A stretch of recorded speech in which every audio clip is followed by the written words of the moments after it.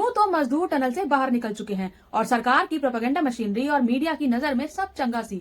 अडानी के घर परिवार का कोई व्यक्ति अगर टनल में फंस गया होता तो क्या तब भी इतने ही दिन लगते उनको रेस्क्यू करने में?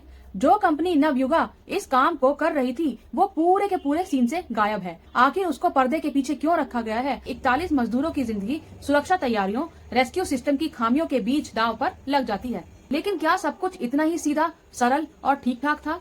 आखिर किस डर और घबराहट में सरकार मीडिया को घटना के करीब जाने नहीं दे रही थी?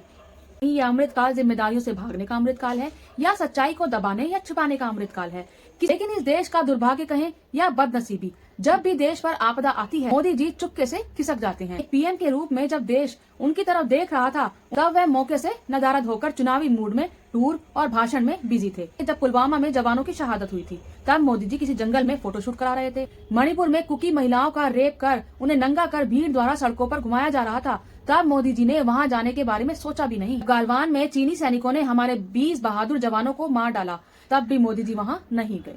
41 मजदूरों के लिए संकट मोचक बनकर आए थे रेड होल माइनर। मजदूरों की जान को ऐसे ट्रीट किया गया जैसे कीड़े मकोड़ों को। चुनाव से पहले 4 धाम कॉरिडोर का उद्घाटन हो जाए, इस चक्कर में सेफ्टी के सारे नियम कायदे और कानून की धज्जियां उड़ाते हुए काम को शुरू कर दिया गया। सिर्फ पॉजिटिव न्यूज दिखाओ और बताओ कि इस सरकार ने कैसे महानता पूर्वक मजदूरों को टनल से बाहर निकाला गया। ये मत पूछो कि कैसे फंसे, ये मत पूछो कि किसकी लापरवाही के कारण मजदूर फंसे, ये मत पूछो कि सेफ्टी मानक की कितनी धज्जियां और क्यों उड़ाई गई। इतनी बड़ी दुर्घटना की जिम्मेदारों को किसी ने एक्सपोज क्यों नहीं किया?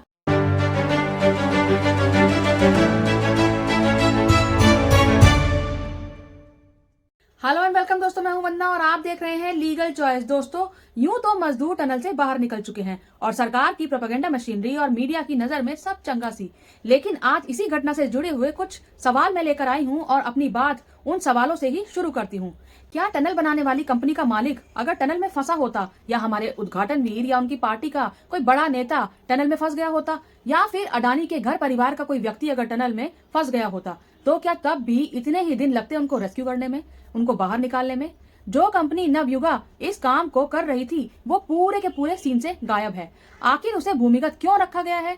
आखिर उसको पर्दे के पीछे क्यों रखा गया है? उसको फ्रंट पर लाकर और मीडिया और जनता के तमाम जानकार लोगों के सवालों को फेस करने के लिए क्यों नहीं लाया गया? ये नवयुगा कंपनी जिसकी पूरी जिम्मेदारी बनती है, आखिर वो कंपनी कहाँ है?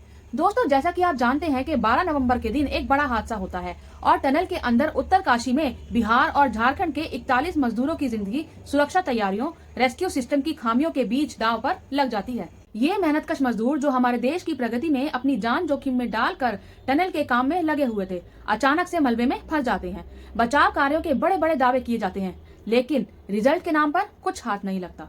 17 नवंबर की दोपहर से बचाव कार्य रुक गया क्योंकि ये साफ नहीं हो सका कि बचाव में लगी मशीन टूट गई है या मलबा गिर गया है। ये बड़े अफसोस और दुख की बात थी कि 2 हफ्ते से ज्यादा का वक्त बीत जाने के बाद भी टनल में फंसे मजदूरों को निकालने का कोई भी प्रयास सफल नहीं हुआ। इसी बीच एक खबर आई कि एक पतले पाइप के माध्यम से मजदूरों के पास भोजन और ऑक्सीजन की सुविधा उपलब्ध कराई जा रही है। लेकिन क्या सब कुछ इतना ही सीधा, सरल और ठीक ठाक था? आखिर स्वतंत्र मीडिया को कवरेज से रोकने की जरूरत क्यों पड़ी? घटना स्थल से बहुत दूर मीडिया और कैमरा को क्यों रोक दिया गया था? खबरें गिने चुनी एजेंसियों के माध्यम से दी जा रही थी। पत्रकार और कैमरों को घटनास्थल से दूर रखा गया था।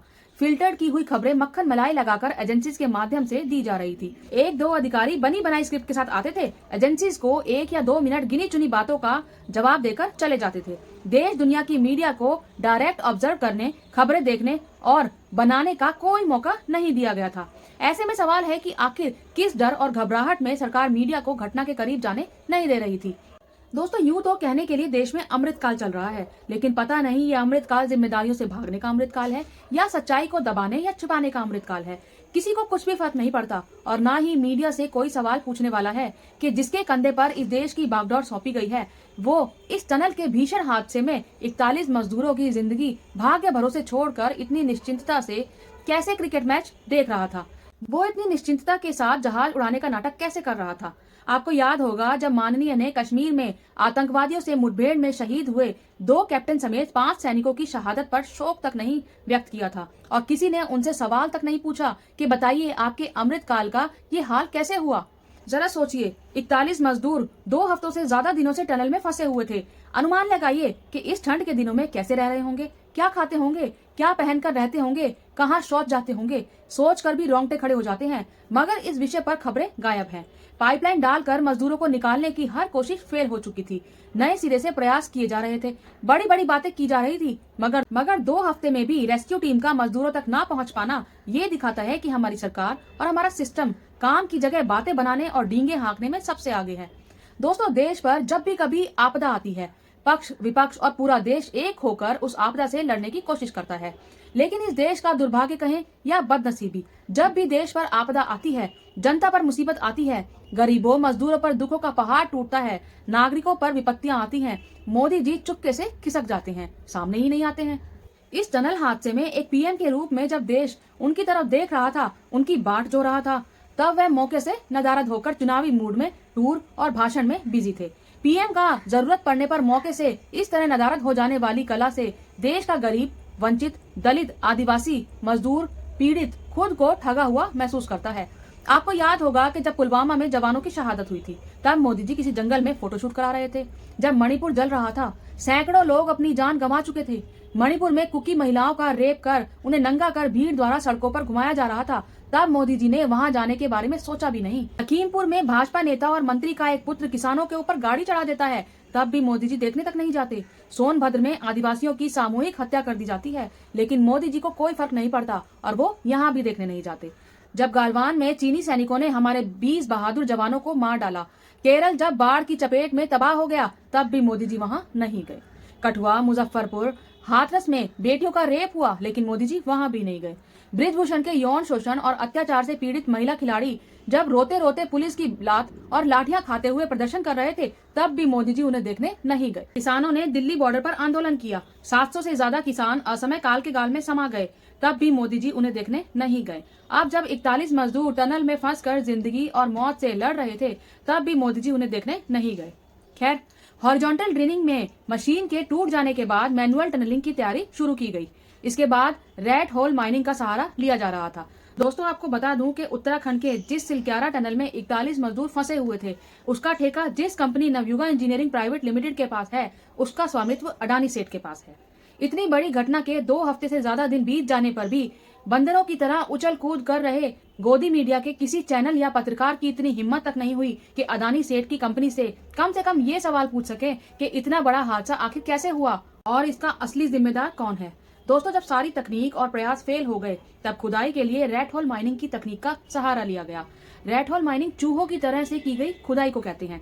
जैसे चूहे बिल खोदते हैं, फिर खोदी हुई मिट्टी हटाते हैं, फिर खोदते हैं, इसी तरह से मिट्टी खोदते और हटाते हुए आगे बढ़ते रहते हैं। ठीक वैसे ही रैट होल माइनिंग के तहत खुदाई पूरी होती है। यह रैट होल माइनिंग की जरूरत कोयला निकालने के लिए पड़ती है। इस तकनीक में खुदाई के बाद बांस की सीढ़ियां छेद में उतारकर कोयला निकाला जाता है। संकरी होल होने के कारण इसमें छोटे बच्चों को छिद्र में उतारकर उनसे कोयला निकलवाया जाता है। इस तकनीक में जान का जोखिम भी रहता है। कई बार होल में ऑक्सीजन की कमी और सफोकेशन से मौत हो जाती है। कई बार इस छेद में अचानक से पानी भर जाने से कोयला निकालने वालों के जान संकट में पड़ जाती है। कई बार ऐसे हादसे हुए हैं, इसलिए इस तकनीक को भारत में प्रतिबंधित कर दिया गया था। लेकिन इस घटना को इस प्रतिबंधित तकनीक को आजमाने के लिए मजबूर कर दिया। सच में 41 मजदूरों के लिए संकट मोचक बनकर आए थे रैट होल माइनर, जो कुछ खुदाई कर रहे थे, कुछ मलबा निकाल रहे थे। इस तकनीक में 26 घंटे की हाड़तोड़ मेहनत रंग लाई। वकील खान और मुन्ना कुरैशी, 2 जाबाज माइनर फंसे मजदूरों के पास पहुंचने में कामयाब हो गए थे। फिर तो बस खुशी का माहौल था। मजदूरों ने इन जाबाजों को अपनी बाहों में उठा लिया था।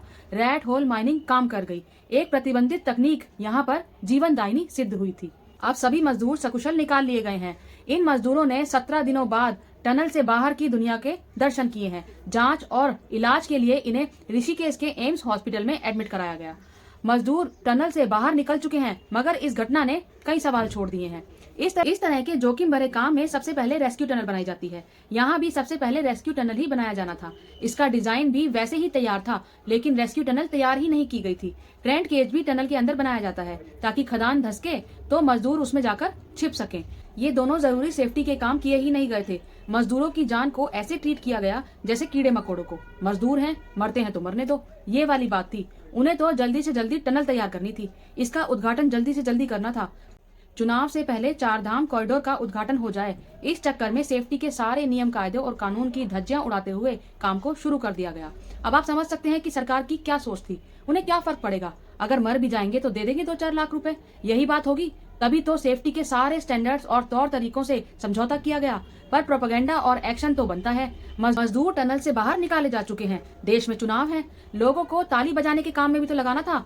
आपको तो केवल यही दिखाया जाएगा कि मजदूर बाहर निकाल दिए गए हैं। सिर्फ पॉजिटिव न्यूज दिखाओ और बताओ कि इस सरकार में कैसे महानता पूर्वक मजदूरों को टनल से बाहर निकाला गया। ये मत पूछो कि कैसे फंसे, ये मत पूछो कि किसकी लापरवाही के कारण मजदूर फंसे, किसके लालच से और किसकी नेतागिरी के लिए ये मजदूर फंसा दिए गए। ये मत पूछो कि सेफ्टी मानक की कितनी धज्जियां और क्यों उड़ाई गई। सिर्फ इसी बात को देखिए, दिखाइए और खुश रहिए कि मजदूर टनल से बाहर निकल गए।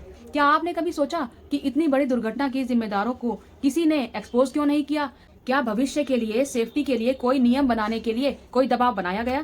क्या दोषियों को दंड देकर नजीर पेश करने की कोई कोशिश की गई, ताकि भविष्य में कोई भी कंपनी, कोई भी नेता अपने निजी लाभ के लिए गरीब और मजदूरों की जिंदगियों से कोई खिलवाड़ न कर सके?